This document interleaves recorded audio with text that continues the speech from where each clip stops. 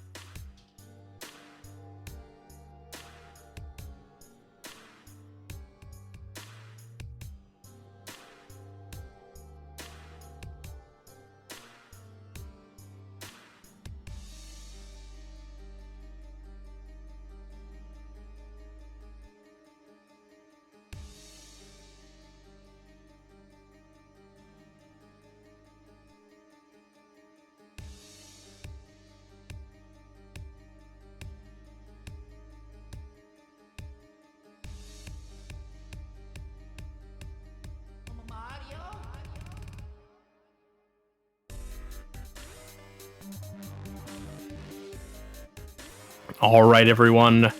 We just got a $10 donation from Quo and Spicy. I thought I would miss more fish, but I'm too sick at that game, so I'll double my bid. Also, Spicy says hi. Thank you, Quo and Spicy.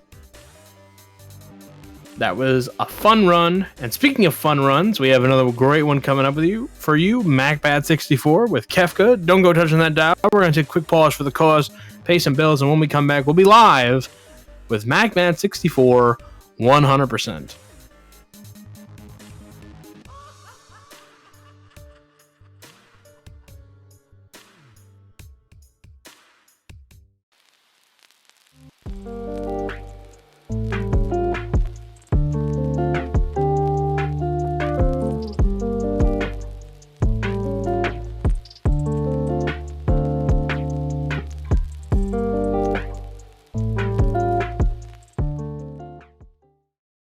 Fire can be a natural part of ecosystems, making room for renewal and regrowth. So why are wildfires growing so devastating? For decades, people have focused on extinguishing fire instead of sustainably managing it, disrupting the natural processes that prevent fire from spinning out of control. And then there's the climate crisis. Longer heat waves and more intense dry seasons shrivel vegetation, creating a tinderbox. When flames flare up, stronger winds and hotter temperatures damage nature's ability to resist them. In turn, fires accelerate the climate crisis by releasing huge stores of carbon into the atmosphere. But the future is in our hands. We must improve how we respond and adapt to fires at the same time as we tackle the climate crisis.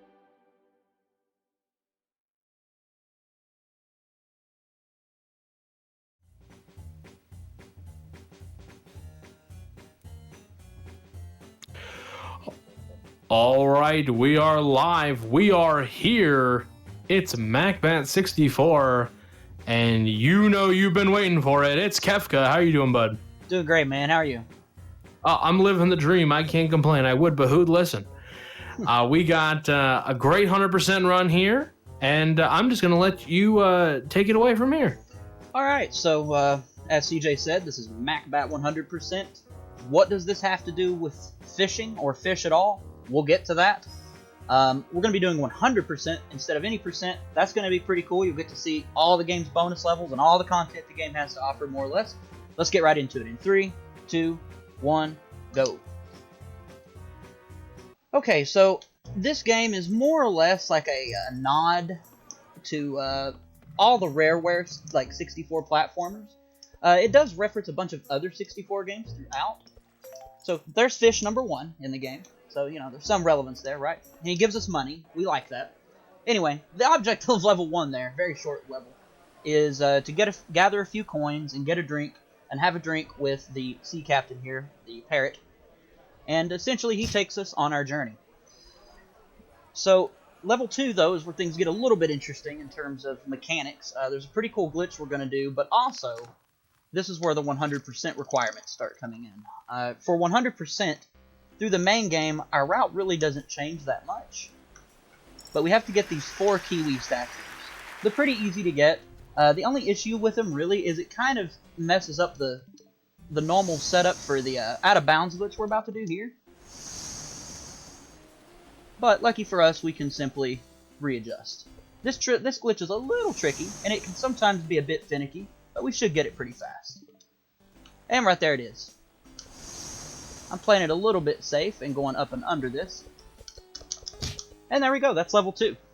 So basically we go out of bounds by pressing the home button on the controller, and it essentially deactivates a level barrier. Pretty interesting. So this next level here does have an out of bounds skip that allows us to more or less skip a decent chunk of the stage, but it can soft lock the game, sort of. So we're not going to go for that, and we're going to do this the vanilla way. It only loses about 15 or 20 seconds to do it the normal way, so it's not too big of a deal. More or less, though, we glitch through a wall and have to blindly navigate back inbounds, and if you mess up, you just fall into the void infinitely, which is always lovely. You know what? And I almost did the glitch just now just from muscle memory. So that's fun.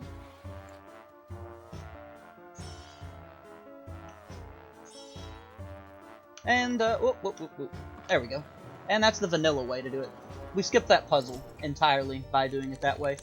But before we leave this stage, we do have to come back here to get Kiwi statue number 2.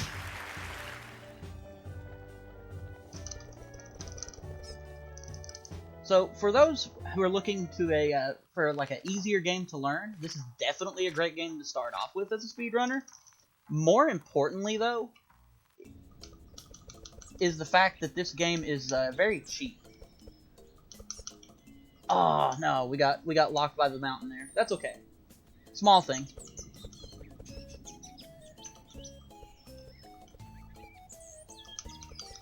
There we go. All right, shortest level in the game. Sometimes it's a little bit easy to get stuck on the side of that mountain because you run out of flaps. It is what it is. Now we're going to what I personally consider to be the most technical stage in the game. Bright Islands. It's a 2.5D platformer kind of deal. Obviously kind of throwing back into like a Kirby 64 sort of vibe. There is one other level like this that we'll be seeing later in the game. That's really interesting in terms of this game's like vibe and aesthetic. Doesn't really line up with the rest of the game at all. Pretty exciting stuff. Kind of a difficult skip right here that we got, and we nailed it. That's wonderful. And that's Bright Islands. Basically, that blimp that we landed on to get the last fruit.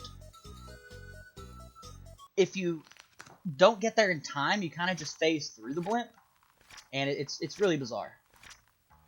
Now we're doing probably my favorite stage in the game, Tubular City. It's got a pretty cool route where we start off by flying on these Rubik's Cubes and getting these coins. We need these coins so we can get a video game to give to this monkey right there next to that tree that we're going past. But first we gotta play some arcade games, because, you know. Bam bam. So these are RNG. We could preemptively shoot and maybe like get lucky, but I'm just not gonna bother. So this little game here is pretty easy. We have to catch 6 of these little, I guess they're like bladders or something. I'm not really sure what they are. Anyway, we take the game to the monkey. He gives us a battery. And then we're going to go do some disco. Also, there's our next fish right there. An octopus with sunglasses. Pretty hype. So yeah, there are some fish in this game. But more specifically, there's something later in the game that's related to fishing. And specifically, fishing fast. So get excited for that. So here's the best part of the game, this little like mini game here. Cool. So more or less, you can find a sweet spot here and just sit here, and the level just finishes itself. It's funny, you watch someone play this game for the first time and they're just swerving back and forth trying to miss all these like oil barrels, and you can just be like, boop, boop, boop, boop, boop, like just straight over. Speed fishing, yes. Now we're going to go to probably my least favorite level in the game, Mac Race. I don't think any runners of this game enjoy this level, but if you like Mario Kart, you might enjoy it.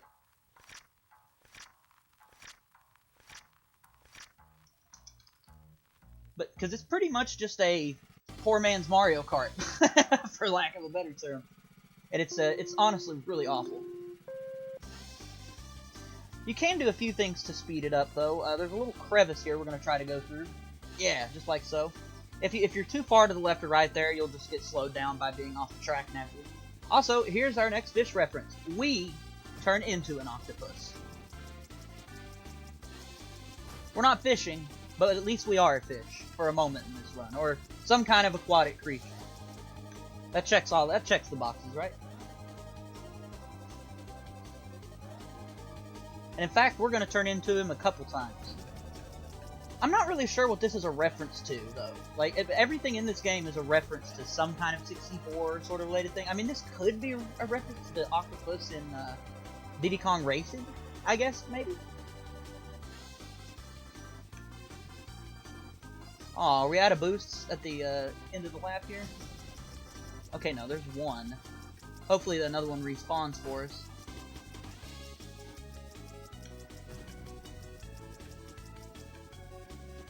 We've hit the crevice pretty good each time, which is great.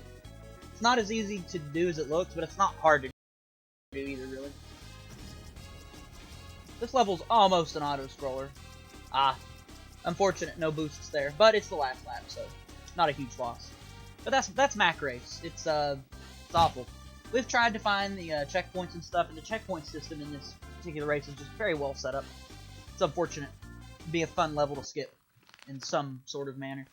Speaking of manners, or mansions, next we're going to go to a spoopy level. Those are always fun, right? Moody Mansion, but we're also going to be getting our third Kiwi statue here. Lucky for us, it's a very easy one to get to.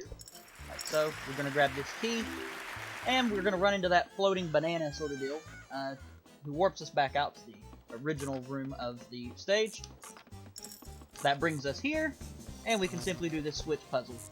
Normally, you have to go through this whole mansion and figure out what the correct order is for these switches, but it's the same every time, so, you know, we're speedrunning. We just have it memorized. We're going to the second to last level in the Any Percent and New Game Plus category now. Probably one of the hardest levels, in all honesty. Watery Factory.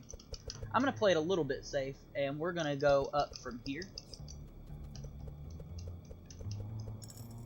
So, coming up is probably the coolest fish in the game. Big old spooky skeleton fish. Check him out. We'll float around at him for a second here so you can get a good look. Yeah. Spoopy. Alright. And I guess this guy's kind of a starfish. He's more so just a star, but I don't know, you could classify him as a fish. He's in the water. Anyway, our last Kiwi statue is right here.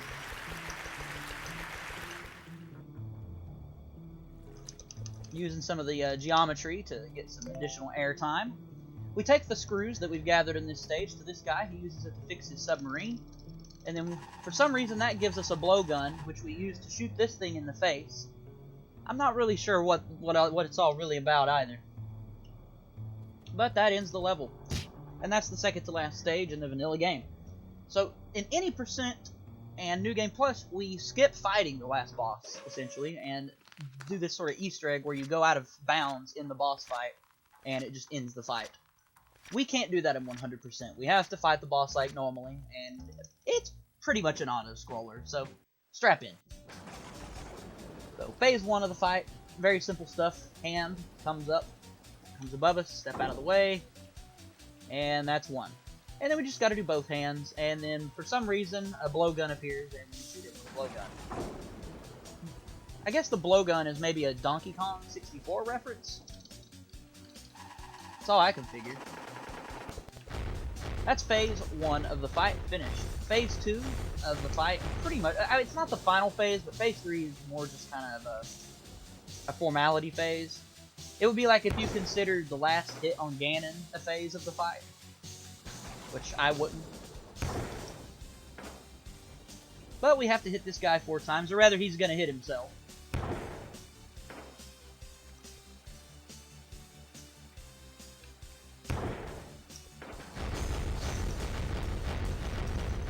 Oh, there's a phase 2 skip? No, I didn't know about that. That's some free time saved for later. In the 100% category. Oops. So here we are at the end of the vanilla game. We just about died right there, but we didn't. Check out this Wilhelm scream. It's lovely.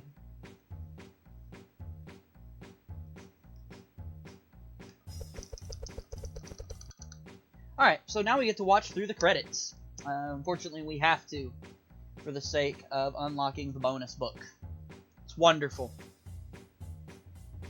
Also, yeah, the fact that there is a way to skip phase 2 of that fight is honestly pretty hilarious. I'm not really sure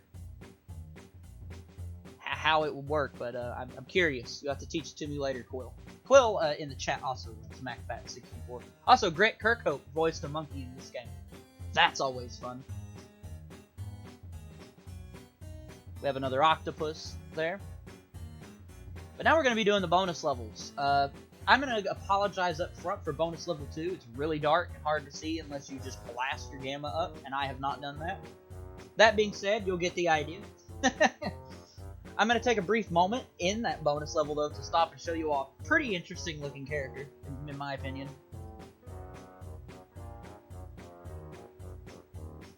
So yeah, we unlocked a bonus book, and that's the rest of our content for 100% here is finishing out the bonus levels. So first is bonus level 1, and you're going to notice the tone has shifted a little in this game. It's basically Macbat meets Super Meat Boy. These saws, if you touch them, they'll warp you back to a previous checkpoint. Our goal is to not touch any of them, but that could be wishful thinking. Sometimes it's a little easier said than done. They're not too hard to avoid, but sometimes they can be just in the wrong place in their cycle. So far, so good, though. Yeah, that was a really good bonus level 1, actually. When we get to about here, we just flutter our way on up. Wonderful. So, bonus level 2 is another spooky themed level. It's pretty creepy. There's some really creepy looking monsters in it. I'm going to take a moment to show one of them off when we get to it because it's worth it. So you're not going to be able to see too well starting off, but I'm going through some hallways here and opening some doors. Here's the guy I wanted to show y'all. Look at this. Look at this guy. Oh, he hit me. It happens. He hit me twice. That's okay. We'll go around this way. Go in here, grab that. Open that door. The goal here is to get 5 coins and not bump into the enemy 1,000 times. Wow, 4 times. Almost 5. Sure you saw him coming through the hallway there. Pretty creepy. Anyway, that's bonus level 2. Bonus level 2 is very, very hard to see, and it's even hard to see like on my TV, honestly. Oops. That's just sort of the way it's programmed, I suppose. Now we're going to bonus level 3, probably the easiest level in the entire game.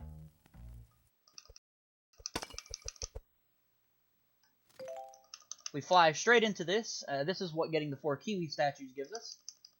The Kiwi wing, which allows us to infinitely fly. Where's the level exit? Okay, I got really turned around there. That was fun. Bonus 2 is probably my favorite, one of my favorite levels in the game in terms of running, just because it's very, just all movement. Now we're going to bonus level 4. Probably my favorite level in the game. Strap in. It's cringe. Honestly. It's a Christmas level. The music is the best part. It's this like budget version of "O Come All Ye Faithful." It's gorgeous. The object of this level, though, is to collect these 80 ornaments, and that makes the end stage stamp appear. Simple as. This part here can be a little weird. Alright, that was good. More or less, though, this is a giant Freezy Peak reference. We're going to take this boost pad here. Let it launch us over here. Grab these. Oops. Get the ones on the houses. Oops. And the last 5. Wonderful. As Quill pointed out in the chat, this game is only $2 on pretty much all platforms, so good cheap game to run on. Anyway, now we're moving on to the final bonus level and the end of the run. I do have one thing to show off after the run, though. That'll take just a few moments. Final level is pretty much a Metroid Prime shout out. A lot of out of bounds stuff in this level. It's pretty weird. So we start off. We're gonna go through this tunnel here. We're gonna go in this door. Then we're gonna go in this door here, and we're immediately gonna go to the right and fall through the ground. You all probably can't see what's going on too well from this point. It's okay, I can't either. But more or less what's happening is I'm flying out of bounds and navigating my way to a particular place in the stage to solve a puzzle. Can I jump in with a quick dono? Absolutely. We got $12 from Jackal. So thank you, Jackal, for the $12. The camera's going to do some weird stuff right here. It always does. So I usually slow down there for a second to let the camera adjust. It's really weird how the camera just flips itself there. So I'm not even really sure what the object of this stage is in terms of what the game is trying to make the goal. But what it wants you to do is come and see that giant creature thing, and this timer starts. The timer is fake, pretty much. Once it runs out, it just starts over. You can't really lose. But the end of this stage is pretty cool. We're going to come up into this corner. Come on. Come on, get through the wall. There we go. Sometimes that wall can be a little weird. But we go out of bounds, and this allows us to skip basically the whole stage. Time's coming up as soon as I touch this white portal up here. And time. That's 100%. It's a really short category for 100% at least. It's really cool because you get to do the additional stages, and it changes up a lot of the any percent stuff and New Game Plus stuff, which is fun. But let's go back in to a different file here. I'm gonna show you all a fishing related Easter egg that's in this game.